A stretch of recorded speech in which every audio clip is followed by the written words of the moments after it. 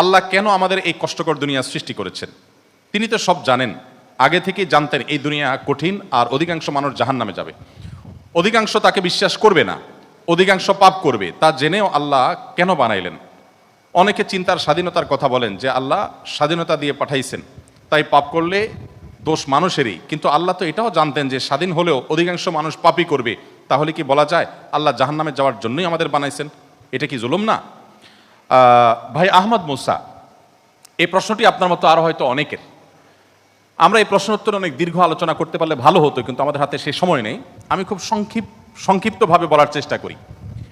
প্রথমত, আল্লাহ সংক্রান্ত যত প্রশ্ন আছে আমাদের, এই বেশিরভাগ প্রশ্নের গোড়ায় একটা বড় ধরনের গলদ আছে। সে গলদটা হলো, আমরা আল্লাহকে আমাদের মতো ধরে নিয়ে প্রশ্ন করি। অর্থাৎ আমি আপনি সাধারণ মানুষ সৃষ্টি, আমাদের যে সীমাবদ্ধতা আছে, আমাদের যে জায়গাটা আছে, আল্লাহ রাব্বুল আলামিনকে সেই জায়গায় বিবেচনা করে আমরা প্রশ্ন করি। এটা হলো প্রশ্নের গোড়ায় গলদ।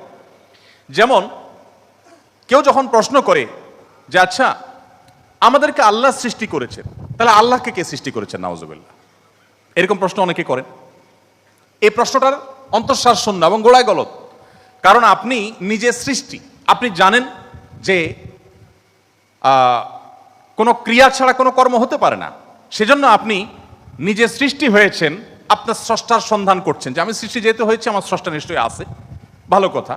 এখন আল্লাহকেও আপনি আপনার মতো করে ভাবছেন যে তাহলে তারও স্রষ্টা দরকার। তারও যদি স্রষ্টা থাকে তাহলে তিনি স্রষ্টা হলেন কিভাবে?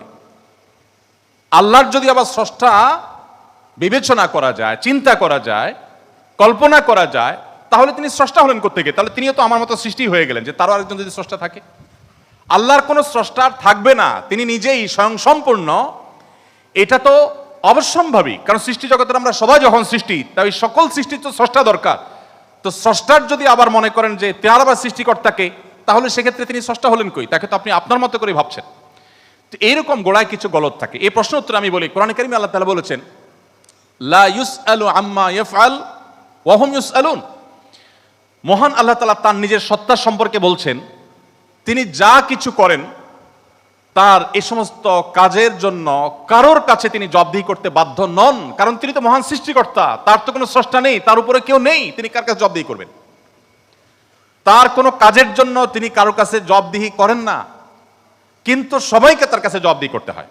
এখন আপনি যদি আল্লাহর কাছে কোনো বিষয়ে প্রশ্ন রাখেন, আল্লাহর ব্যাপারে আপনার যদি প্রশ্ন জাগে, তাহলে তার মানে আপনি আল্লাহকে জবাবদিহিতার আওতায় আনতে চাচ্ছেন। মহান সৃষ্টিকর্তা যিনি সকল কিছুর সৃষ্টিকর্তা, তাকেও যদি আপনি জবাবদিহিতার আওতায় আনতে চান, তাহলে তিনি মহান সৃষ্টিকর্তা হলেন কিভাবে সম্ভব? এবার আসা যাক, প্রশ্নে আপনি লিখেছেন যে বেশিরভাগ মানুষ জাহান্নামে যাবে আল্লাহ জানেন, তাহলে আর দরকার ছিল কি তৈরি করা? এখন এখানে রুটিন দায়িত্বপ্রাপ্ত উপাচার্য মহোদয় আছেন।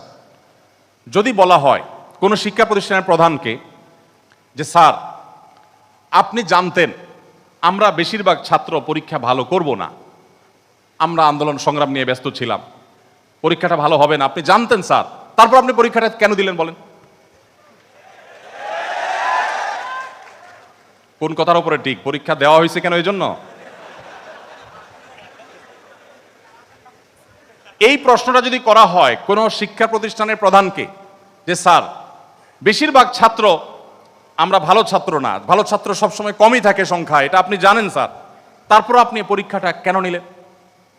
স্যার যদি পাল্টা প্রশ্ন করেন, পরীক্ষা যদি আমি না নিতাম, তাহলে তোমরা বলতো স্যার আমরা পরীক্ষা দিয়ে দেখতেন, সবাই পারতাম। এই কথা বলার অপশন থাকতো কি থাকতো না? স্যার আপনি পরীক্ষা দেন নাই কেন? আপনি দিতেন, দেখতেন আমরা কি পরিমাণ যোগ্য, কি পরিমাণ পড়াশোনা আমরা করেছি, আন্দোলন করেছি, তাতে কি হয়েছে? পড়া পিছিয়ে নেই আমরা, সব ক্ষেত্রে আগে আছি, এর ফাঁকে ফাঁকে আমরা পড়ালেখা করেছি। তাহলে আল্লাহ রাব্বুল আলামিনকে আপনি একই প্রশ্ন করতে চাচ্ছেন যে আল্লাহ বেশিরভাগ মানুষ তো জাহান্নামে যাবে, আপনি জানেন, তাহলে সৃষ্টি করলেন কেন? এখন মানুষকে যদি আল্লাহ তাআলা এই অনুভূতি শক্তি তার সৃষ্টির আগেও দিতেন, তাহলে মানুষ তো বলতো আল্লাহ ফেরেশতাদের তৈরি করেছেন, জিনদের সৃষ্টি করেছেন, আমাদেরকে কেন সৃষ্টি করে ইচ্ছা শক্তি দিলেন না? তাহলে আমরা একটু দেখা দিতাম। আপনি এই প্রশ্ন তো আল্লাহকে করতে পারতেন। মূলত এই সমস্ত প্রশ্নের গোড়ায় গলদ আছে। দেখুন, আল্লাহ রাব্বুল আলামিন যখন মহান সৃষ্টিকর্তা, আপনি একটি পুতুল তৈরি করেছেন মাটির। দুটি পুতুল তৈরি করেছেন, একটি পুতুল আপনি রেখেছেন, আরেকটি পুতুল আপনি ভেঙে দিয়েছেন। এখন আমি যদি আপনাকে প্রশ্ন করি, ভাই কাজটি কি ভালো হলো? একটা পুতুল রাখলেন আর একটাকে ভেঙে দিলেন, কেন এরকম করলেন? আমার এই প্রশ্ন করাটা আপনাকে যদি আমি জবাব দিই তার আওতায় আনি, যে আপনাকে বলতে হবে এটা ইলজিক্যাল কাজ, কেন করলেন? আপনাকে প্রশ্ন যদি আমি করি, এই প্রশ্ন করার কি অধিকার আসলে আমার থাকার কথা? আপনি পুতুলটা সৃষ্টি করেছেন মাটি থেকে, করে আপনার একটা ভালো লেগেছে রেখেছেন, আর একটা ভালো লাগেনি ভেঙে ফেলেছেন। পৃথিবীর কোনো মানুষ আপনাকে জবাব দিয়ে তার আওতায় আনতে পারে? এই অধিকার আছে কারোর? থাকার কথা না। এটা একান্ত আপনার ব্যাপার। আল্লাহ রাব্বুল আলামিন যখন কিছু মানুষকে জান্নাতে দিবেন, কিছু মানুষকে জাহান্নামে দিবেন, জাহান্নামীদের সংখ্যা অনেক বেশি হবে, এই সংবাদ জানার পর আমার মধ্যে তো এই তাড়া কাজ করার কথা, যদি আমাকে জাহান্নামে যেতে হয় তাহলে আমার পরিণতি কি হবে? তাহলে আমি কিভাবে বাঁচতে পারি, কিভাবে রক্ষা পেতে পারি, কিভাবে আমি আল্লাহর কাছে আর্গুমেন্ট করতে পারি, কিভাবে প্রার্থনা করতে পারি, কিভাবে নিজেকে আমি সে শুদ্ধতার পথে রাখতে পারি? আমার তো সেই প্রচেষ্টা থাকবে। সেটা না করে আমি আল্লাহকে প্রশ্ন করছি, আল্লাহ কেন দিবেন জাহান্নামে বলেন আগে। ব্যাপারটা কেমন হলো? আসলে আল্লাহ সম্পর্কে ধারণা না থাকার কারণে, বা আমাদের মতো করে আল্লাহকে ভাবনা চিন্তা করার কারণে, কল্পনা করার কারণে এই ধরনের প্রশ্ন আমাদের মনে আসে। যেহেতু আমাদের সামনে জান্নাত অথবা জাহান্নাম দুটি পথের একটি, অতএব একজন ইমানদার, একজন বুদ্ধিমান মানুষ, তিনি তার জান্নাতের পথকে সুগম করার চেষ্টা করবে, জাহান্নাম থেকে বাঁচার চেষ্টা করবেন। তিনি আল্লাহকে প্রশ্ন ছুড়ে দিবেন না। আল্লাহকে প্রশ্ন ছুড়ে দিয়ে কি হবে বলেন? আমি আরেকটা উদাহরণ দেই। ধরুন আপনি একজন মানুষ, আপনাকে বলেছে দরখাস্ত দিতে, তুমি আমার কাছে দরখাস্ত দাও। আপনি আপনার এলাকার জনপ্রতিনিধির কাছে কোনো একটা কাজ নিয়ে গিয়েছেন, এবং সাথে দরখাস্ত তো নিয়েছেন, সাথে সুপারিশ নিয়ে গেছেন, হাই হ্যালো নিয়ে গেছেন, কাউকে দিয়ে ফোন করিয়েছেন, নানাভাবে আপনি চেষ্টা করে আপনি গিয়েছেন। সেই ভদ্রলোকের অফিসে যাওয়ার পর আপনি অনেক চেষ্টা করেছেন, কাজটা হয়নি। এখন আপনি কিন্তু জানতেন যে আমি দরখাস্ত লেখার নিয়ম আছে সেই হিসাবে লিখেছি, আবার সুপারিশও করেছি, কিন্তু আসলে হবে সেটাই যেটা তিনি চাইবেন, তার এখতিয়ার আছে এটা পাশ করা বা না করা। এখন আপনি যদি যে তাকে বলেন, ভাই নেতা সাহেব, যেহেতু বিষয়টা সম্পূর্ণ আপনার ইচ্ছাধীন, আপনি দিবেন কি দিবেন না সম্পূর্ণ আপনার এখতিয়ার, আইনও সেভাবে, নিয়মও সেভাবে, সিস্টেমও সেটা, এখতিয়ার 100% আপনার অধীনে, আপনি চাইলে দিবেন, না দিলে নাই, তাহলে নাটক কেন করলেন? দরখাস্ত দেওয়ালেন কেন আমাকে দিয়ে? আমাকে কেন আসতে বললেন? আপনি জানেন সিদ্ধান্ত নেতার হাতে, সিদ্ধান্ত জনপ্রতিনিধির হাতে, সিদ্ধান্ত সে ব্যক্তির হাতে। আপনি জানেন তিনি যা ডিসিশন নেবেন সেটাই হবে। এটা জানার পরও আপনি কিন্তু আপনার চেষ্টায় কোনো ত্রুটি করছেন না, এমনকি আপনি পাবেন না সেই সম্ভাবনা জোরালো হওয়া সত্ত্বেও আপনার চেষ্টা কিন্তু আপনি ত্রুটি করেন না। সেখানে আপনি মানুষ হয়ে বলছেন যে আল্লাহ যাকে জাহান্নামে দিবে সে তো জাহান্নামে যাবেই, এর ব্যত্যয় তো হবেই না, তাহলে আমার আর কষ্ট করে লাভটা কি?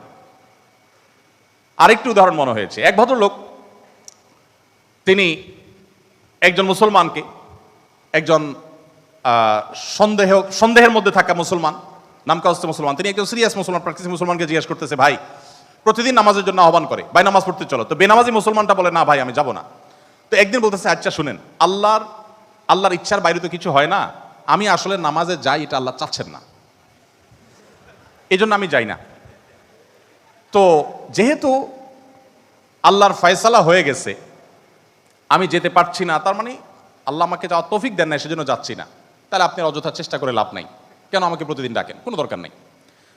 তো এই ভদ্রলোক তিনি যখন বলেছেন যে আল্লাহ চাইলে তো আমি নামাজ এমনিই পড়তে যাব, আল্লাহ যখন আমার জন্য নামাজের ফয়সালা করবেন, আপনি ডাকা ছাড়াই আমি যাব, আর না করলে তো আমি যাব না, তাহলে আপনি অযথা কেন চেষ্টা করছেন?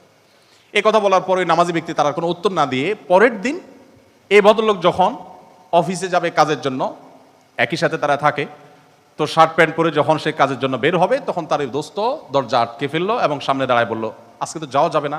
তো বলে, কেন যাওয়া যাবে না?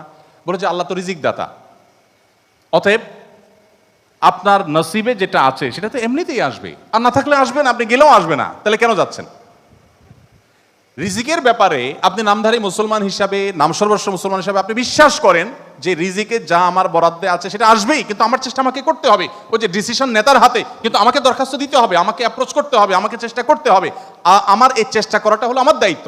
দিবেন কি দিবেন না 100% তার ইখতিয়ারে। আমি জানি তিনি না দিলে আমার চেষ্টা করেও কিছু হবে না, কিন্তু তাই বলে আমি চেষ্টা বন্ধ করব না। ঠিক একইভাবে আমি জান্নাতের জন্য চেষ্টা করব, এটা আমার কর্তব্য, এটা আমার বাঁচা মরার লড়াই। আল্লাহ তাআলা আমাকে জান্নাতে দিবেন কি দিবেন না ডিসিশন তারটাই চূড়ান্ত, তাহলে আমার কাজ করে লাভ কি? এই প্রশ্ন একেবারেই অবান্তর, একেবারেই অযৌক্তিক, কারণ পার্থিব জীবনে অন্য কোনো ক্ষেত্রে আমরা এটাকে অ্যাপ্লাই করি না।